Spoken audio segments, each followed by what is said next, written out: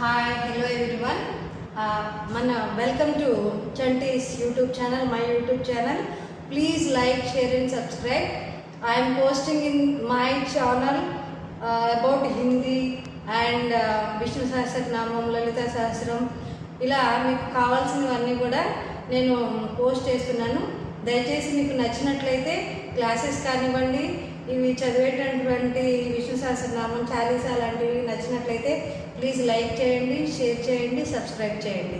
మనం ఇప్పుడు ఇవాళ టాపిక్ ఏంటంటే సింటెక్స్లో 2 టైప్స్ చెప్పేసుకున్నాం.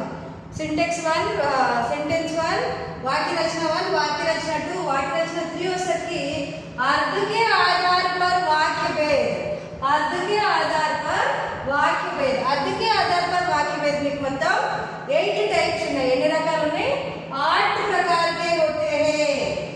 अर्थ के आधार पर वाक्य भेद कितने होते हैं? 8 प्रकार के होते हैं. చూడమ్మా, ఫస్ట్ వన్ వచ్చేసరికి మీకు విధానవాచక वाक्य अंटाम. विधानवाचक वाक्य అంటే ఏంటి?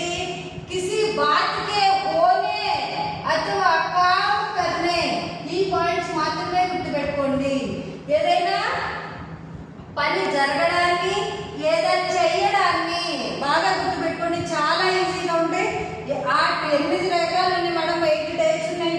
వీటిని ఎలా గుర్తుపెట్టుకోవాలనే డౌట్ అక్కర్లేదు. నేను మీకు చాలా సింపుల్గా ఎక్స్ప్లెయిన్ చేస్తాను. విధానము అంటే ఏంటి? టైప్ అన్నమాట. ఎలా పద్ధతి అంటాం కదా తెలుగులో. హోనే అథవా కామ్ కర్నే, జరిగే లేదా చేసేదాన్ని. ఫర్ ఎగ్జాంపుల్ చూడండి, పుస్తకే మేరీ దోస్త్ హై చెప్పాడంటే పుస్తకాలు తన దోస్త్. విధానము పని గురించి చెప్పాడనమాట. నెక్స్ట్ నిషేధము, ఇక్కడే కనిపిస్తుంది చూడండి. నిషేధ అంటే ఏంటి? చెయ్యొద్దు, నాకు వద్దు, నేను తాగను, తినను, ముझे नहीं चाहिए, मैं नहीं खाऊंगी, मैं नहीं सीखूंगी, जस्ट लाइक అనమాట. నిషేధము किसी बात के ना होने का అంటే ఏంటి? చెయ్యను, చెందను. मुझे कुछ नहीं चाहिए, నాకు ఏమీ వద్దు, నిషేధము ఇక్కడే ఉంది. జాగ్రత్తగా చూడండి. ఆజ్ఞ అంటే ఆర్డర్, ఆజ్ఞ, ఉపదేశ్, ఆదేశ్. చూడమ్మా, ఆజ్ఞ, ఉపదేశ్, ఆదేశ్ వీటన్నిటిని ఏమంటాం? ఆజ్ఞావాచక సెంటెన్స్ అంటాం. కక్షా సే బాహర్ జావో, క్లాస్ రూమ్ నుంచి బయటికి వెళ్ళండి అని. Get out from the class room అంటాం కదా, ఆజ్ఞ.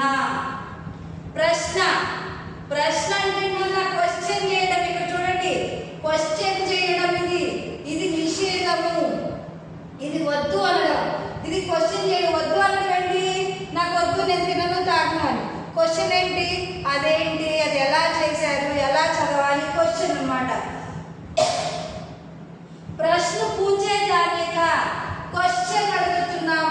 వాక్య కర్ రహా హై, తను ఏం చేస్తుంది. వాక్య పఢ్ రహా హై, తను ఏం చదువుతుంది. What they are reading, what they are drinking, what they are doing. Like this sentence we call as prashnavachak sentence. Next, ఇచ్ఛావాచక sentence. ఇచ్ఛావాచక వాక్యం ఏంటో చూద్దాం. ఇచ్ఛ అంటే ఏంటి? వాంటింగ్, కోరిక, లైక్. కామన, శుభకామన, ఆశీర్వాద్. చూడమ్మా, నేను ఏవైతే లైన్స్ అండర్లైన్ చేస్తున్నానో అవి జాగ్రత్తగా చూసి నేర్చుకోండి, సరిపోతుంది. इच्छा, कामना, शुभकामना और आशीर्वाद. चिरंजीवी हो. ఫర్ ఎగ్జాంపుల్ ఎవరైనా స్కూల్లో టీచర్స్ మీరు బర్త్డే అయితే చాక్లెట్స్ కానీ స్వీట్స్ కానీ ఇస్తేమంటారు, గాడ్ బ్లెస్ యూ బేటా, many more happy returns of the day, God bless you, చిరంజీవి రహో. జస్ట్ లైక్ ఆశీర్వాద్ అనమాట. ఇచ్ఛావాచకం అంటే నా మనసులో, పెద్దవాళ్ళ మనసులో ఏదుంటే అది చెప్తారు, మీ మనసులో ఏదుంటే అది చెప్తారు. దాన్ని ఇచ్ఛ, కోరిక. నెక్స్ట్ సందేహవాచక. సందేహం అంటే ఏంటమ్మా? డౌట్.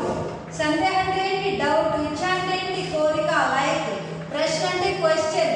ఆజ్ఞ అంటే ఆర్డర్. నిషేధ అంటే నహి, డోంట్ వాంట్. సందేహవాచక. సందేహ బోధ్. సందేహం అంటే ఏంటమ్మా? డౌట్. డౌట్ని మనం ఎక్స్ప్రెస్ చేయడం. షాయద్ హమ్ కల్ ఢిల్లీ జాయే, మేము రేపు ఢిల్లీ వెళ్తాము. లేకపోతే ఏంటి? షాయద్ మే ఆజ్ ఆమ్ ఖావు,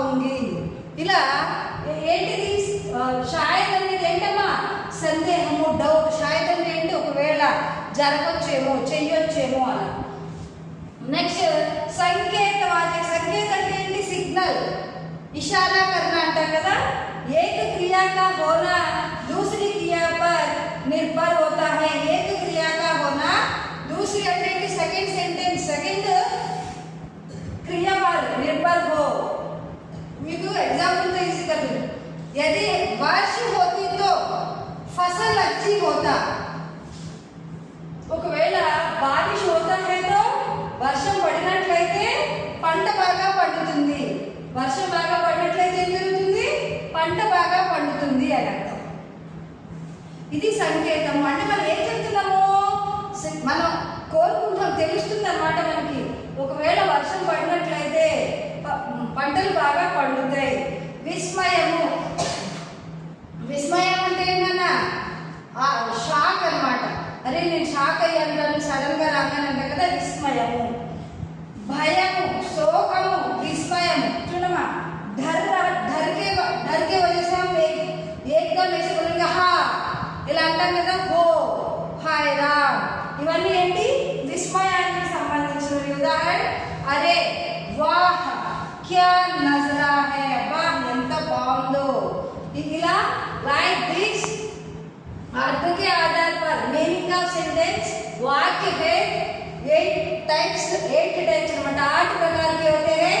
विधानवाचक, निषेधवाचक, आज्ञावाचक, प्रश्नवाचक, इच्छावाचक, संदेहवाचक, संकेतवाचक और विस्मयादिवाचक.